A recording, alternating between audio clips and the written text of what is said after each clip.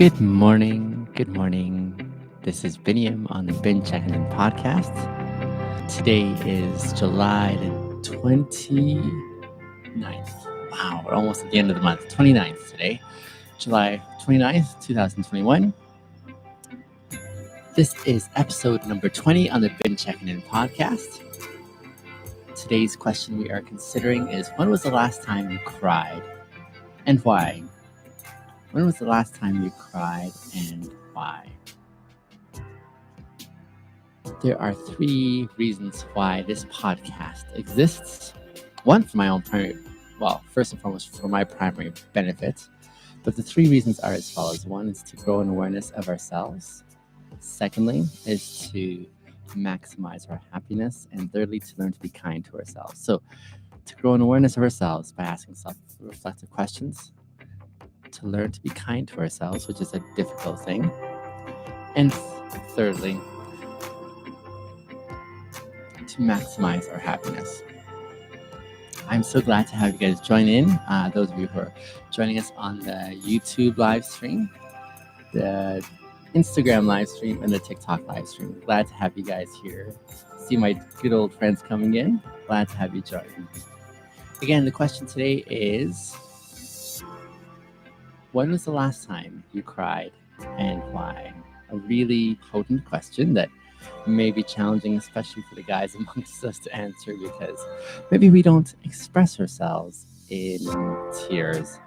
And so we'll talk a bit about what this question encompasses. But what I do on this podcast, I look at the question first. I consider the question for the merits in the question, why it's a good question to ask ourselves. And then I answer my own responses. I have my speakers going in the background, and so you can probably hear the music in the background kind of skipping and doing its thing. I've got some malfunction going on my little mixer device here, but we're going to have a good time nonetheless. I'm glad to have you guys join this episode 20 of the Checkin In podcast. Welcome aboard as we consider today's question. When was the last time you cried and why? I'd love to hear your thoughts if you feel comfortable sharing in the comments. Reese, good to see you. I see you on all the platforms. Let's get right into it here while my music skips away here. So, when was the last time you cried and why? Let me consider the merits of this question first and foremost. For me, I would say this question, it speaks specifically of tears. However, I don't think we need to stick with tears. I like the theme of what the tears represent, and that's emotions. When was the last time you expressed emotions in whichever way you do? For some of us, it's through tears. For others, it might be a solemn quietness that descends on us. For others, it might be a different expression where we actually vocalize it and say, hey, this really sucks. Ree says, the last time I cried was when I visited my Nana's grave. That sounds like a meaningful moment too. I'm guessing, Reese, she was someone really close to you. And so thanks for sharing that, Reese. I appreciate that. Yeah, so for some of us, it is tears. For others of us, it's a different expression. And I think this isn't the kind of thing we want to, I don't think we want to go into the corner of saying it has to be tears, because that works for some people, but maybe not for others. Do you know what I'm saying? And so along those lines, when was the last time you expressed some emotion? And the beautiful part about this one is it doesn't have to be tears. We're not talking specifically about tears, but when's the last time you expressed emotion? For me, it definitely is tears. I express my emotion in tears quite often, actually, quite often. And when I do so, I've learned to be able to be okay with that, because one of the things we have expressed in traditional masculinity is an aversion for such an expression, right? An aversion from saying, hey, here's how you can express vulnerability and how you don't. And for most guys, they'd say, I'd rather actually just not be vulnerable at all, or express being emotional. And so what that looks like for those individuals is, I guess, this sense where they're like, hey, you know what?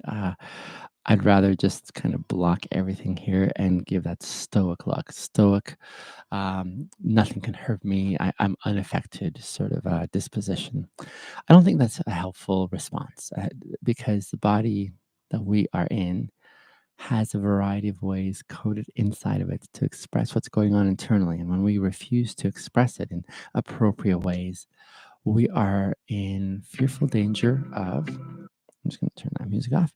We're in fearful danger of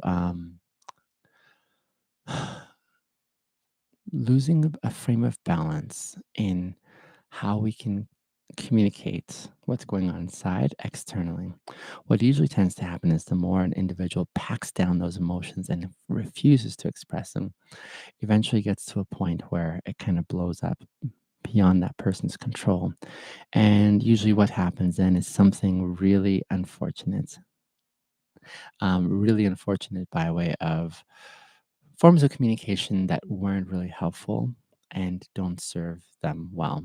So that is something to consider there is the necessity of expressing emotions. And so I like this question again because it gives us a chance to check in and say, when was the last time we actually permitted ourselves to experience whatever was on the radar or under the radar? That's a really important dynamic. And so, my goodness, Reese, thanks for all the roses you're sending. That's really, really kind of you. I appreciate that. Yes. So, how can we have a regular check in with how we're doing in our expressiveness of what's going on under the radar?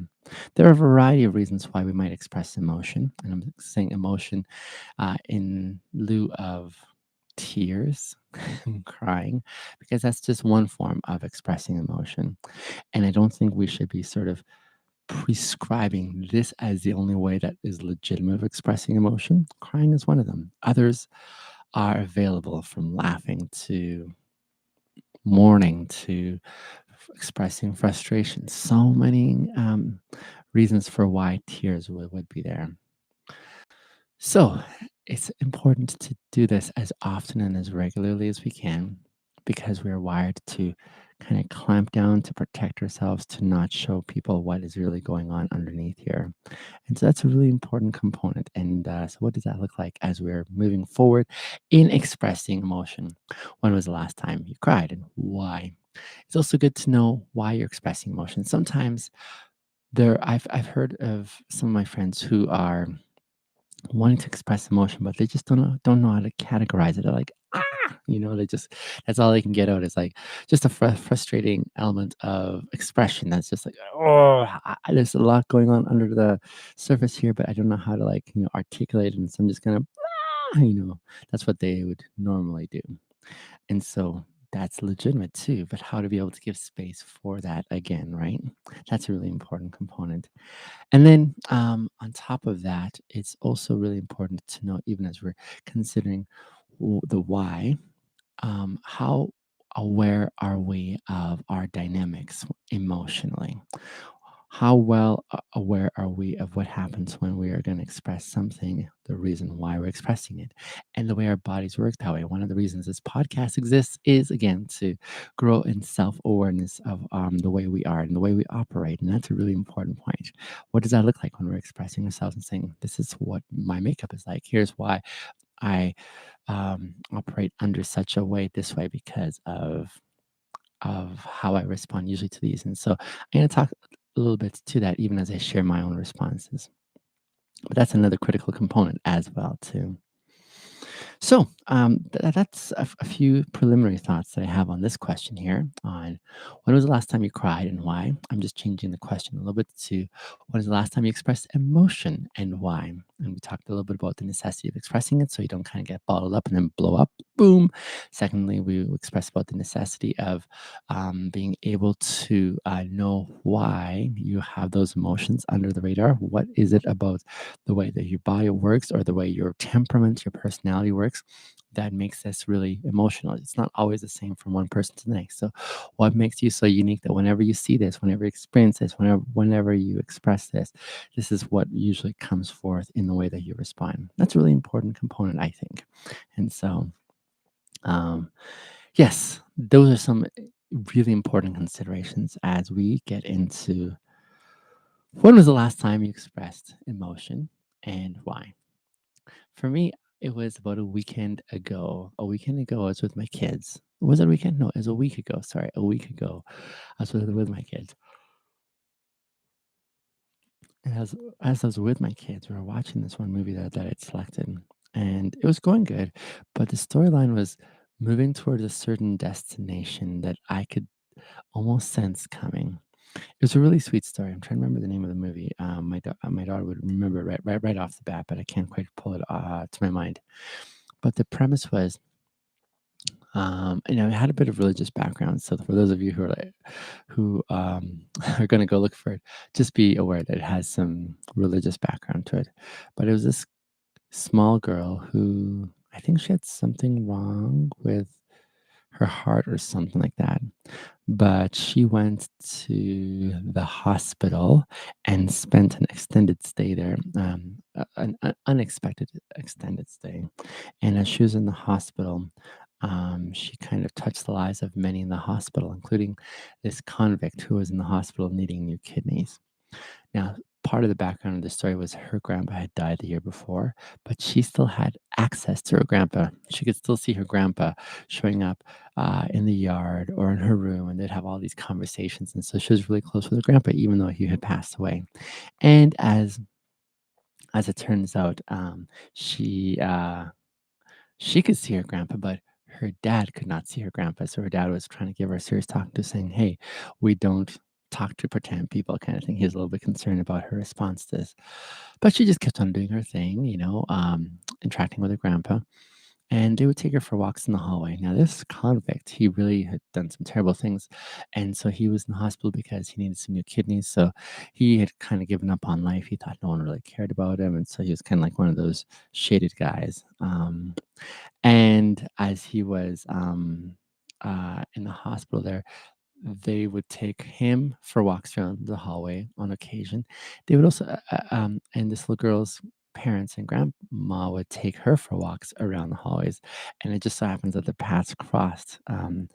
And she'd had dreams about this guy like for months that she was supposed to be helping this guy who looked exactly like this convict. And so when she saw him in the hallway there, she's like, "That's the man of my dreams. I'm supposed to help." And so her parents were like, a little sketched out because they're like, he's a convict kind of thing, right? But at nighttime, her grandpa, who seems to have a mischievousness about him, he would encourage her to um, go for walks to the hospital, and he kind of like led her to this convict's room where she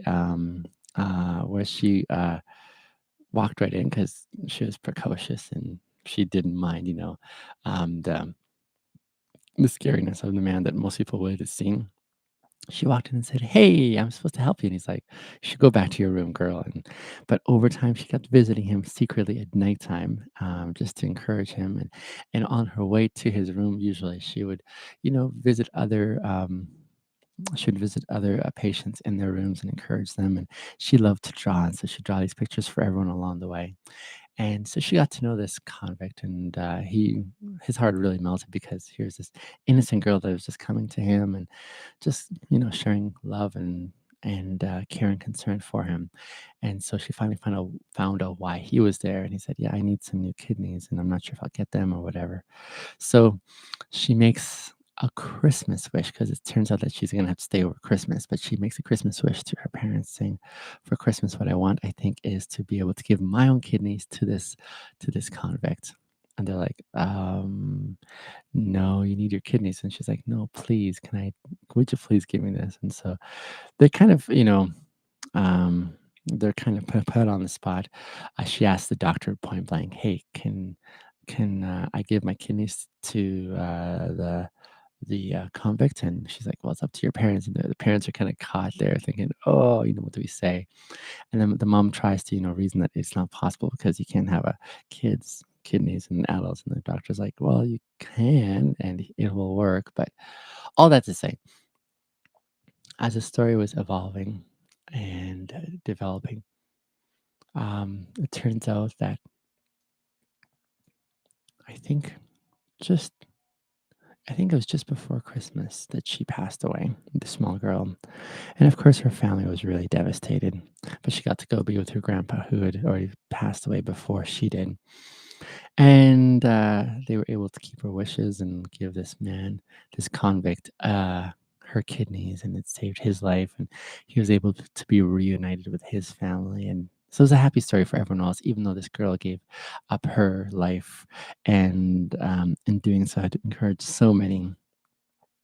That really got me emotional. I was in tears, and my oldest daughter, who usually does not enjoy these kind of movies, I mean, we didn't. She didn't see it coming, and she was really upset about the movie because she was like, "Oh man, she died," and so she was really affected by that movie, and so she wasn't really happy about how it had ended, and yeah. I was in tears. She was in tears. I think we all were in tears. We're like, "Oh, man, that was one of the most touching things ever." So, that was the last time I cried. It was a week ago while I was watching this movie with my kids. I cry often. I cry often, and there's some things that get me really emotional, and remember, emotional is the word that I'm using here instead of just crying, but for me, it really does come out in tears. On my live streams, you guys have seen me in tears before when you guys have been saying some really sweet things to me, some really kind things. That gets me emotional because it's just an expression of kindness from you guys to me, and that really affects me. It affects me in a deep way where I'm like, oh man, this is like really, really, really meaningful, and so that gets me going. Another thing that also gets me in tears is when I'm talking about things that really matter and are of huge importance to me. I'll be in a serious conversation with someone, and I really want to encourage them, and in the midst of it, um, in the midst of sharing whatever it is that is really profound for me, it really, I don't know, it reaches deep and I start crying and I have to assure them that I'm not crying because I'm sad. I'm crying because the things I'm talking about are really meaningful. So Ollie says, I was like 4 in Toy Story when they were going in the furnace and then they get saved. Oh, that was your moment, eh, Ollie? I think movies are another threshold in which, when I experience movies, it's like, "Oh, man," they create the narrative in such a way, and then, of course, there's the soundtrack to it, which is, like, so epic and so emotional and just kinda, like, ushers you into that space where you're like, you're just trying to hold it together and you can't. That's me. That's totally, totally me. So I'm like that as well, in the midst of movies. I remember I'm not sure if you guys have watched Lord of the Rings. There's one scene towards like in the third movie, that's the Return of the King, where the king has just been crowned and everyone's bowing before the new king, the rightful king. And everyone's bowing, they all, like the king sings a song. And then the hobbits, who we have been following in this epic journey, they come up to,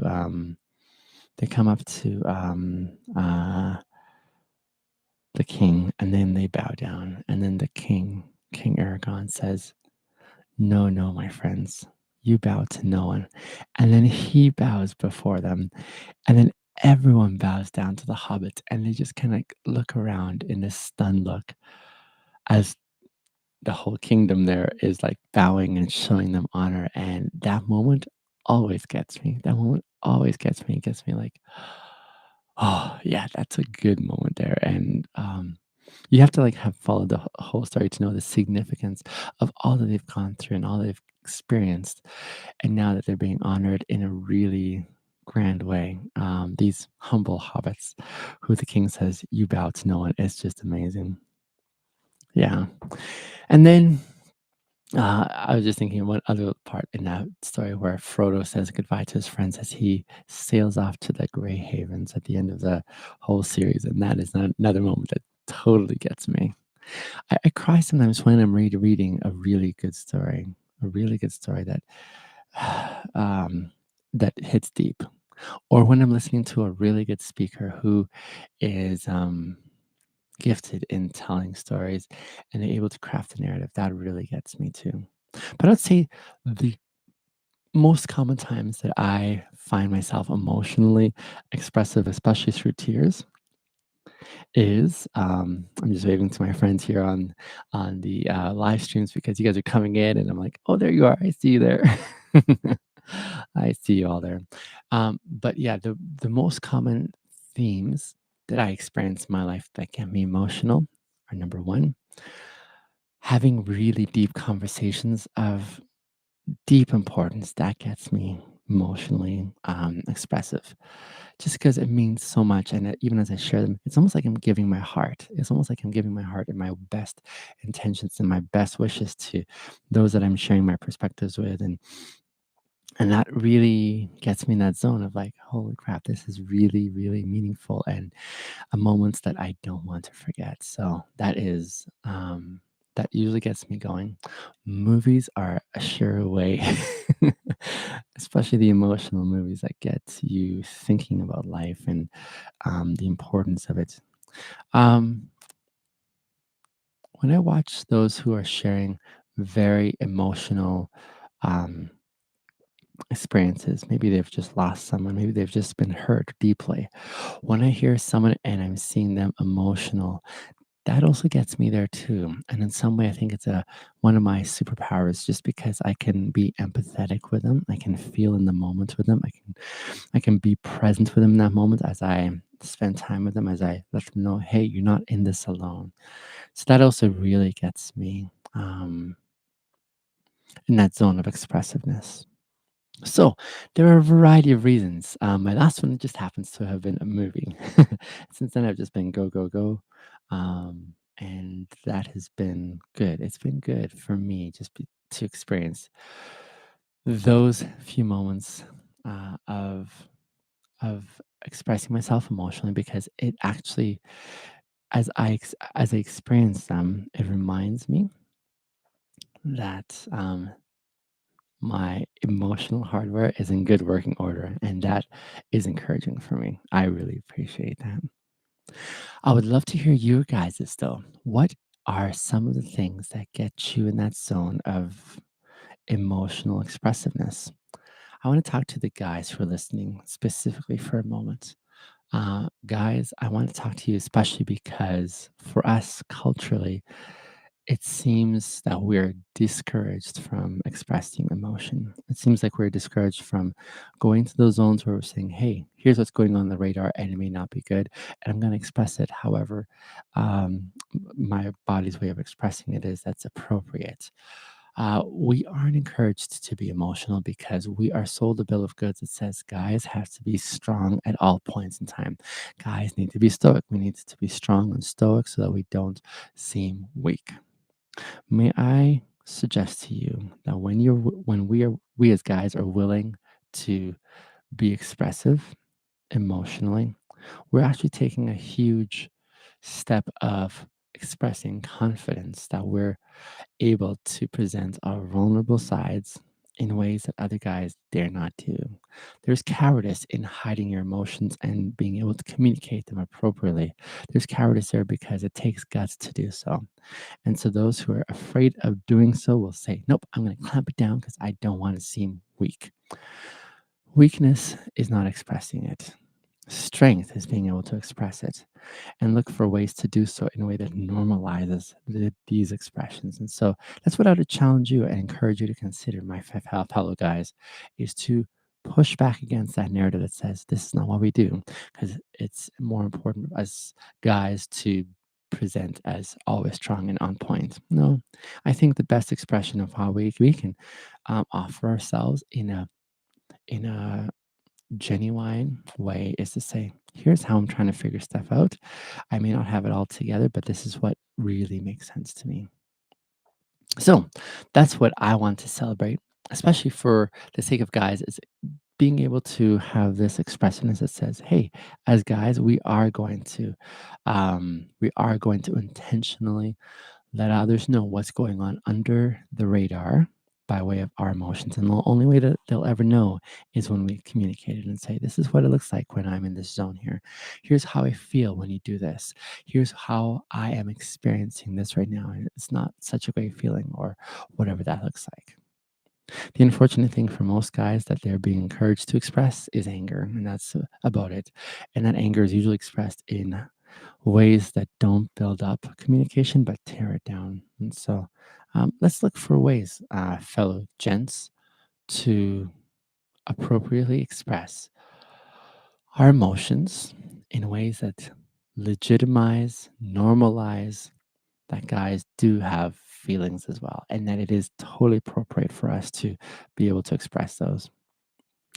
Those are my thoughts, my dear friends, on today's podcast on when was the last time that you cried, expressed emotion, and why was it? In these areas, I wanted to grow an awareness not only of myself of when do I express emotion, but why do I express emotion? Why do I express emotion in the things I do? Do I know what gets me emotional? I think by this time in my life, I definitely do. Perhaps you're still in that season of discovering what that looks like for you as you get to know yourself. Welcome to the podcast and one of the aims of this podcast, which is to grow an awareness of ourselves so we can become better versions of ourselves. This podcast exists for a few reasons. And one of those reasons is because we want to understand what does it look like for us to be able to grow in self-awareness of our bodies, of our minds, of our temperament, our disposition. What does it look like for us to get to know ourselves really well so that we know how we're going to operate really well in this world? The better we know ourselves, the better we're able to present ourselves to the world and be able to know what our boundaries are, what things we're able to handle or not handle. Secondly, and to growing more aware of ourselves, is how can we learn to be kind to ourselves? This is something that doesn't come naturally to most of us. It doesn't come naturally to most of us because our narrative usually is to talk down to ourselves, to rip ourselves apart. And so that is something that I think we need to address on an ongoing daily basis. What does that look like for us to be able to be kind to ourselves? And thirdly, how can we maximize our happiness? Not because all of the other emotions are not necessary or important to express, they are, but it's always happiness is one of the ones that is a lot of fun. But to get to happiness, we have to go through some other emotions, process those, deal with them, so we can actually get to genuine expressions of happiness.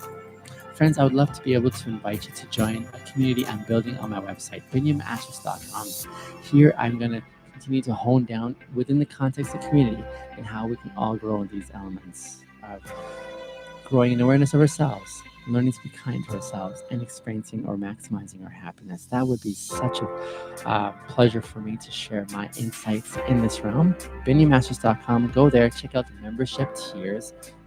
Consider which one's going to work well for you and become a part of this community here. I would love to be able to partner with you guys for your happiness, mine, and the strengthening of our mutual growth. That would be something I am really passionate about. So check it out, BinnyMasters.com. This has been episode number 20 for the Bin Checkin In podcast. Today is July the 29th, 2021. I hope to see you again on our next podcast. Thank you so much for joining in today. I look forward to seeing you again really soon. On my YouTubers, thanks for being here. Love you guys. We'll talk to you soon. And my Instagrammers, I